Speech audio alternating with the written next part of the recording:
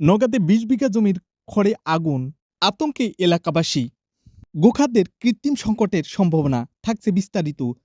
নওগাঁ জেলার নিয়ামতপুর উপজেলার ৬ নং পাড়ুইল দাদরইল চকপাড়া গ্রামে মোহাম্মদ মাসুদের ২০ বিঘা সমপরিমাণ জমির খড়ে কে বা কাহারা আগুন লাগিয়ে দেয় রাতের আধারে। ঘটনাটি গতকাল আনুমানিক রাত্রি ৮টার পরে। ঘটনাটি ঘটার সাথে সাথেই তাৎক্ষণিক প্রতিবেশীরা মাসুদকে জানায় যে তাদের খড়ের পালাতে আগুন লেগেছে।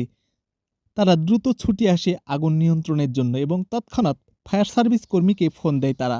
ফায়ার সার্ভিস চকপাড়ায় পৌঁছাতে তাদের গাড়িটি দুবার নষ্ট হয়ে যায়, যার ফলে অনেকটাই দেরি হয়ে যায় চকপাড়ায় আসতে।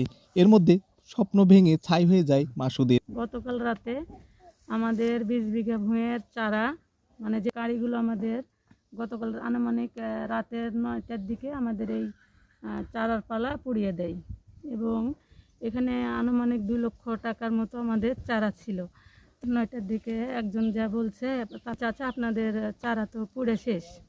তখন এসে দেখতেছি এবং ফায়ার সার্ভিস তাড়াতাড়ি আনার জন্য খবর দিলাম এবং ফায়ার সার্ভিসকে ডাকার জন্য কল দেওয়া হলো এবং আস্তে আস্তে মাঝপথে ফায়ার সার্ভিসের গাড়ি নষ্ট হয়ে যাওয়ার কারণে তাদের আসতে অনেক দেরি হয়ে যায়, যার কারণে আমাদের খড়ের পালা মানে বাঁচানো সম্ভব হয়নি। সবগুলো খড় পুরো একেবারে শেষ। যে পশুর খাদ্যগুলো যে নষ্ট করলো, এটা একটা সুস্থ মানুষের কাজ না, হিংসা থেকে করেছে আর কি।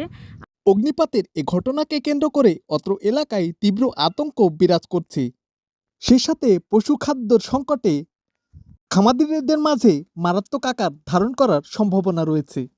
সুমন আলী, ৬ নং পাড়ুইল, নিয়ামতপুর, নওগাঁ।